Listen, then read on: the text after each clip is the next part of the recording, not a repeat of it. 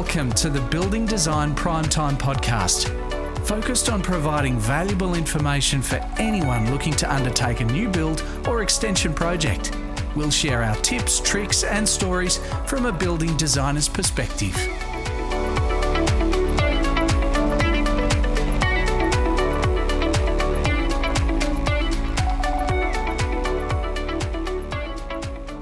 Welcome to the Building Design Primetime Podcast. I'm your host, Amelia, and once again, we're joined by Frank Geskis. Hey, Amelia. What are we talking about today? Well, it's a bit of a follow-on from our previous podcast. So we thought we'd have a little bit of a chat about how, we talked about the 5 different systems in the last podcast, and we thought this one we would dive a little bit deeper and talk about how the different departments, they don't really talk to each other. Well, even going further than that, every state doesn't talk to each other. No, it's completely different. And we were just talking a moment ago and you mentioned that, even licensing in terms of building designers and that sort of thing. And architects, yeah. And architects, they can't practice in every state.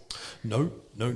So Tasmania, you need a separate licence to operate. You need a licence to operate. Mm-hmm. So Victoria's the same, but different criterias. Queensland's the same. They have licence, but different criterias. They're not all the same. But there is a mutual recognition system, so it's slightly different. But in New South Wales, Northern Territory, South Australia, Western Australia do not require a licence. Really? Yep. So you can go out, draw to your heart's content, don't even have to carry PI insurance. Wow. Yeah, imagine that. So anyone can just go and practice? Draw what they like. Wow. I used to be here. We brought in ours in, I think it was 2005. Yep. Yeah, and as much as people hated red tape, at the end of the day, we are accountable and we're carrying insurance. There is a requirement to carry insurance. When you think about it too, a lot of things, if you go to someone that doesn't know what they're doing, a lot of things can go wrong. Considering we're talking about the 5 different systems that are out there, that if they're just doing a bunch of plans, that's fine. Then you're going to deal with those 5 different systems we spoke in the last podcast. And those systems, and I'll just quickly go over them, it was the planning system, the building system, the site and infrastructure system, the technical discipline systems, and the title and legal system. Mm-hmm. And if someone's just doing a bunch of drawings for you, which we see a bit where mainland designer architects, and they send something down to Tassie to go for planning approval and whatnot, and the client puts it in and then they find it's falls short. It might comply with planning, but it doesn't comply with all the other stuff. Yes. There's a big risk. So with that in mind, we're going to dive into where the disconnects are. But the biggest frustration in building isn't bad design, it's this disconnection and all these, what they call red tape. And I agree, it is red tape, but each area that we've just listed is protecting their own, and you've got to meet their requirements so things don't go wrong. But they speak their own language, use their own software, they run on their own time frame. And part of the reason we exist is to join the dots and make sure the project moves forward and you get a permit. Yes. So here's why buildings drive people mad. Council doesn't like talking to the water authority or sewer authority, even though they are part owner. Go figure that one out. Really? Did you know? No. Yeah, council's part own Taswater Oh, I didn't know that. in Tasmania because it used to be all council infrastructure. Yeah, I So guess that makes sense. Yeah, anyway, Taswater doesn't like talking to the building surveyor because that's up to the designer or someone to sort that crap out. The engineer doesn't want to talk to a planner because they only do engineering and the planner does planning. But your project relies all of them to sign off in the right order. Yes. So it gets a little bit messy. I reckon. So how did we get here? So the National Construction Code, one rule book in theory for every state, but they all have their own Construction Building Act. And they all have their own appendices in the back of the NCC, which are slightly different to determine their own state requirements. But in saying that, I get what the NCC is trying to do, but it doesn't allow for enough climate zones. So if you build something here in Tassie to suit our climate zone, the same type of construction doesn't necessarily work up in the tropics in Queensland, Northern Territory. Mm-hmm. You've got to think differently, and you've got to design differently for different purposes. We have so many different climates in Australia, and the National Construction Code probably isn't diverse enough. Yeah, that's probably fair. And it doesn't deal with condensation and health of homes anywhere near where it has to, and I think it's a big problem. That's a whole other issue. That's a whole other, do a big discussion about that. Yes. Oh, we had that with Clarence when we were on talking about... We did. That was how we deal with it in Tasmania, and also the state government, the CBOS, were very proactive in trying to deal with condensation with building details. So the other part here in Tasmania is off CBOS is the directors' determinations, where they decide what's exempt, notifiable, permit, local interpretations for the national code. So this is like, I guess you could call it like an offshoot of the NCC that's specific to Tasmania? Very much so. Yep. So then, same happens elsewhere. New South Wales, we've got practice notes, the Victoria bulletins, the Queensland ministerial standards. But the national rules are interpreted 6 different ways because of each state, in a sense. It's all about interpretation. Yes. But you've also got to make it so the building lasts for a long period of time. That's right. So anyway, that's where it gets really interesting. So then you go into different dialects everywhere. The bushfire regs. Tas bushfire prone areas versus New South Wales PBB versus the Vic Bowl overlays. Now, every state's done their own thing because of the bushfire risks. And everyone knows Australia's known for its bushfires. Yes. And killing hundreds of people. Yes. And putting millions and if not billions of dollars destroyed or at risk. This stuff's serious. And I know I get lots of groans and complaints from people and customers, but at the end of the day, it's done for a reason, and it's getting better and better in so far as making it very clear what you have to do. But don't think you can come down, if you come from the mainland and I want to go build a house in the middle of the bush, because I can do it in New South Wales, you can't necessarily do it here. No, you can't build in flame zone here. Yeah, or Bow 40. Yeah. It's very, very different, Yeah, but on the mainland, there are areas that you can. Yep.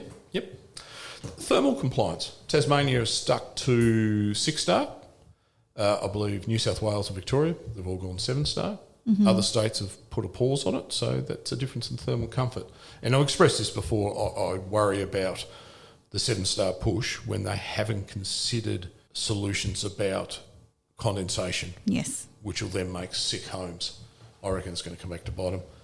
In New South Wales, they have the BASICS system on top of the normal NatHERS rating, and I believe it goes into a lot more detail. Is that to try and achieve the 7 stars? It's a bit different. Okay. It's a different process, and I'm not going to get into it because I'm not an expert on it. We need a thermal performance assessor for that.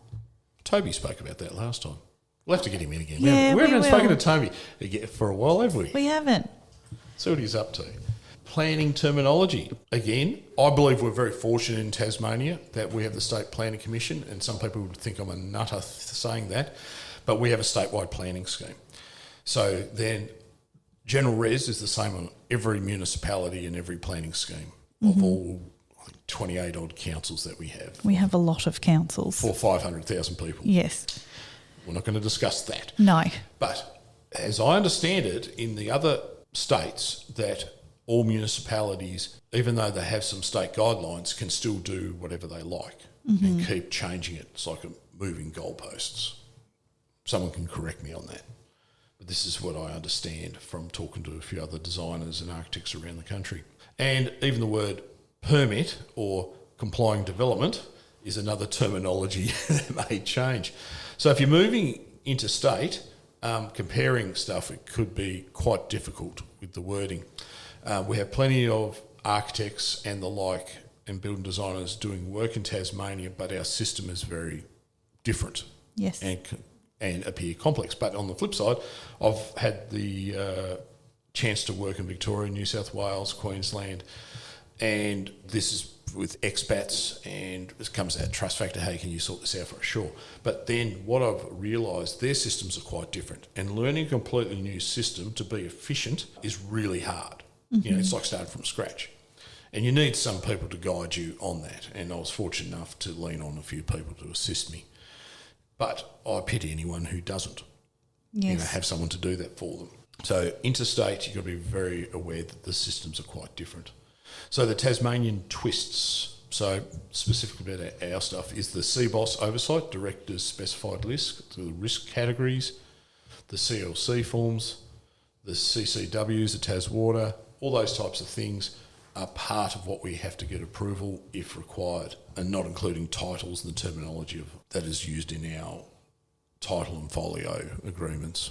So the good thing about CBOS, they're sending out monthly newsletters with updates, changes, directors' determinations. They don't carry on like pork chops. They just send out emails with newsletters. Funny, I just need to share this with you though, and this is where it can fall over. And last year, they brought out a change to the determinations to bring in mandatory inspections for wet area waterproofing. Does my head in.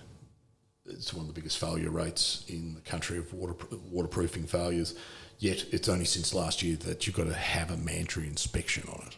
Crazy, isn't it? Yeah, it should have been on the day dot when we did licensing in Tasmania, but way back in 2005.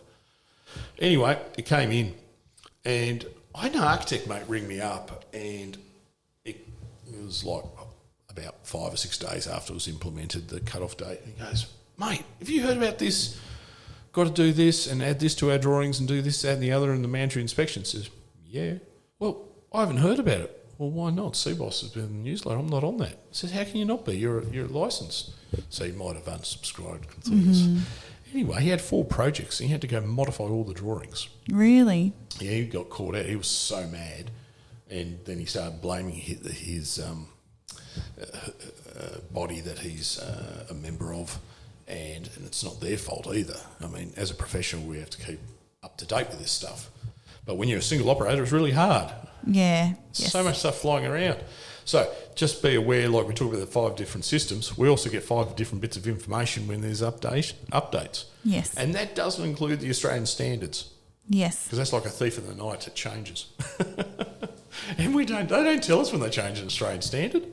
Really? Seriously. So how do you know? The building surveyor will hey, have you considered this? Have this standard? Because you've referenced this standard, but it's actually to this standard. Oh. I said, when did that change? Oh, no. I kid you not. It makes it tough, all the regs that keep changing. Yes.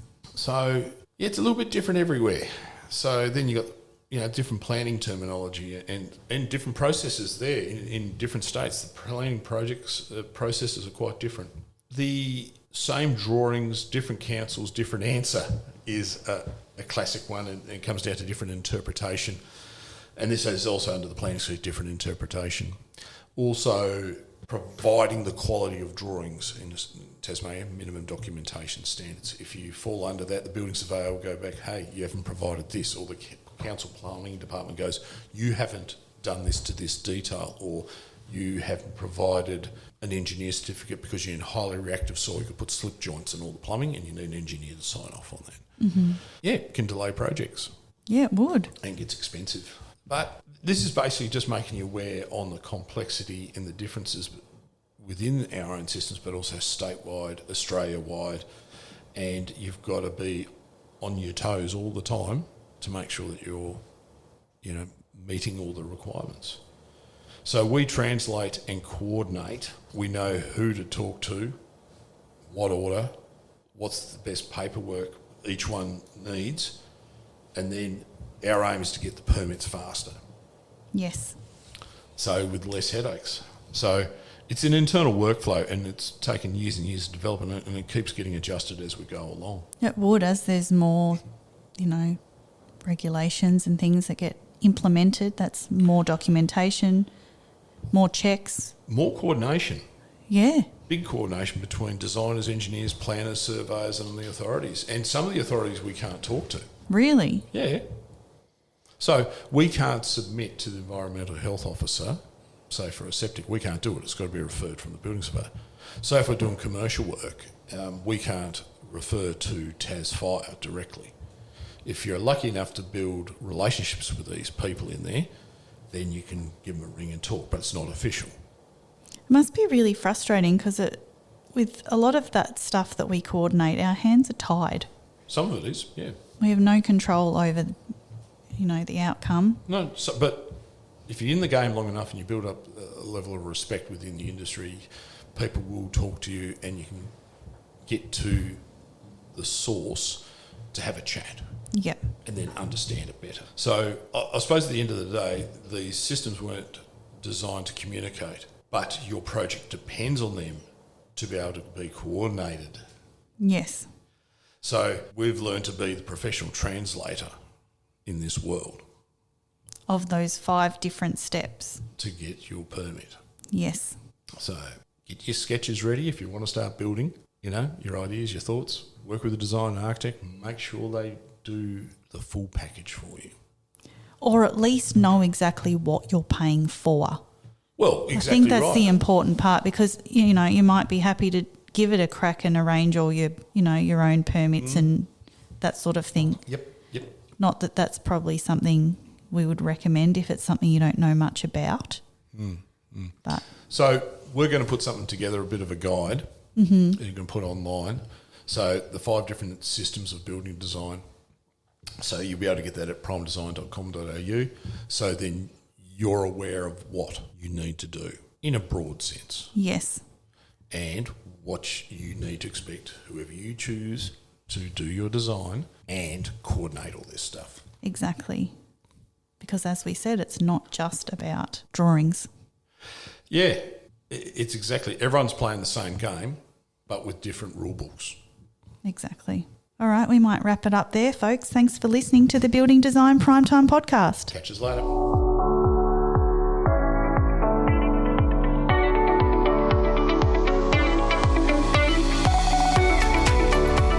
You're listening to the Building Design Primetime Podcast.